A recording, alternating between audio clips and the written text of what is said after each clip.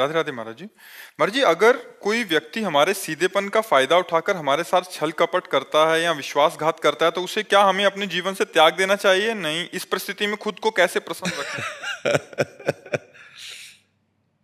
देखो, भगवान के परम भागवत अवतारी पुरुष धर्मराज युधिष्ठिर, भीम, अर्जुन, नकुल, सहदेव अपने बाहुबल से इंद्रप्रस्थ की स्थापना की और पूरे विश्व को परास्त करके सम्राट बने, और शकुनी ने पासे में सब गायब कर दिया।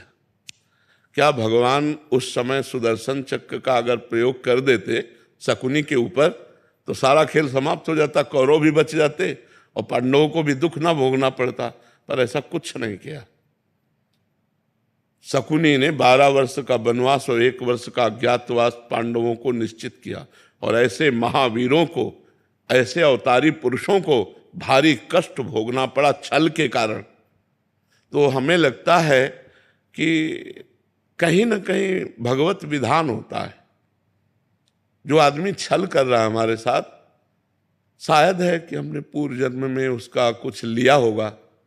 आज हमें लग रहा है कि वो छल विधान से हमारा ले रहा है, लेकिन पूर्व जन्म में हमने कोई छल किया होगा तो उसी का उत्तर मिल रहा है। मुझे ऐसा मान करके शांत, अगर त्यागने की जरूरत है तो त्याग दीजिए, नहीं कुछ ऐसे संबंध जहाँ त्याग भी नहीं सकते, भले अपना घर का कोई सदस्य है, अपने परिवार का अपना प्रिय सदस्य है, कैसे त्यागोगे? अपना पुत्र है, अपना पति है, अपना मित्र है, अपना, तो सहन करना चाहिए। मतलब दूसरा उपाय नहीं है, एकमात्र सहन करना उपाय है। कबीरा खुद को ठगाइए, दूसरों को ना ठगे। अगर हमको कोई ठग रहा है तो वो देख रहा है, छोड़ दो उसके ऊपर, जाओ भैया जाओ। जब वो मालिक हमारी तरफ देखेगा तो निहाल कर देगा, और जब उसकी तरफ देखेगा तो बेहाल कर देगा। दुखिया को न सताइए, दुखिया देगा रोए, और जब दुखिया के मुखिया सुने तब तेरी गति का होए। ऊपर से लेकर के ये आज तक इतिहास साक्षी है। ये छल, ये कपट, ये व्यवस्था पहले से चली आ रही है बड़े बड़ों के साथ। वही तो कह रहा हूं, धर्मराज है भाई। हम लोग तो धर्म से चलेंगे, वो तो धर्मराज है, और छल से मारा कि 12 वर्ष का वनवास, 1 वर्ष का अज्ञातवास। ऐसे महापुरुषों को भी छल, चाहते तो 1 मिनट में शकुनी को निपटा सकते थे भीम। 1 मिनट में केवल गला पकड़ के दबा दे तो जान से मर जाता लेकिन सबकी जड़ शकुनी था, और उसका कहीं बाल बाका भी नहीं किया, और बहुत कष्ट भोगा, बहुत कष्ट भोगा इन महापुरुषों ने। मंथरा ने तो कैकेयी के कान भरे। कैकेयी जी ने हठ ठान लिया, सुबह होने वाला था राज्याभिषेक और शाम के हो गया वनवास तो भाई देखो, हम लोग तो उनके अंश हैं, वो तो स्वयं परमात्मा हैं, बड़े बड़े महापुरुष हैं। कुछ बातें ऐसी होती जो केवल सहनी पड़ती है।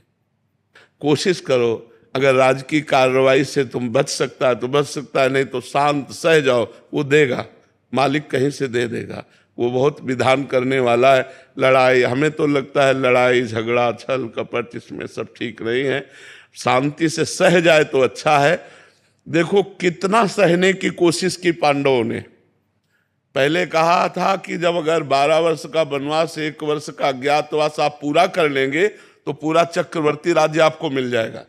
जब पूरा कर लिया तो उनका राज्य नहीं देंगे, तो बोले आधा दे दो, बोले आधा भी नहीं देंगे, तो बोले 5 गांव दे और आप देखो ईमानदारी की हद और बेईमानी की हद।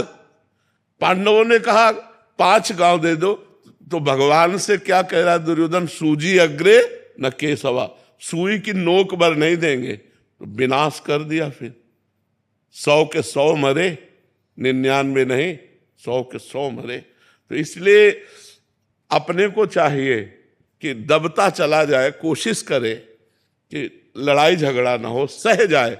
और जब ऊपर जो बैठा हुआ सबके देख रहा है, वो जब देख लेगा ना, तो वो जब न्याय करेगा तो विध्वंस हो जाएगा सामने वाला। इसलिए हम तो यही सिखाएंगे कि झगड़ा ना करो, हम यही सिखाएंगे कि हिंसा ना करो, शांत भाव से सह जाओ। अगर कहीं ऐसा लगता है तो राजकीय विभाग का सहयोग ले लो, लेकिन लड़ाई झगड़ा ना करो। बहुत शांति थोड़ा जीवन है। आजकल लोग जरा जरा सी बात में हिंसा कर देते हैं। ये नहीं जानते कितना कीमती मनुष्य शरीर, और इसको हम नष्ट कर देंगे और हमें कितना बड़ा अपराध लगेगा। ये सबसे बड़ी भगवान की सृष्टि में ये मनुष्य योनि है, सबसे बड़ी योनि है और बड़ी महिमाशाली है। इसके द्वारा बड़े बड़े पवित्र कार्य किए जा सकते हैं। पर लोग जरा जरा सी लड़ाई में एक दूसरे की हिंसा कर देते हैं, या जरा सा ऐसा समस्याएं आई तो पूरा परिवार जहर खा लेते हैं। ये सब नहीं करना चाहिए। सहना सीखो, नाम जप करो और भगवान के आश्रित रहो। किसी तरह संसार से हम मुक्त हो जाए। नहीं, बहुत कठिन, बार बार जन्म, बार बार मरण, कहाँ तक भोगेंगे यार? कितना भोगेंगे? कितना कष्ट है संसार में। तो इसलिए नाम जप करो।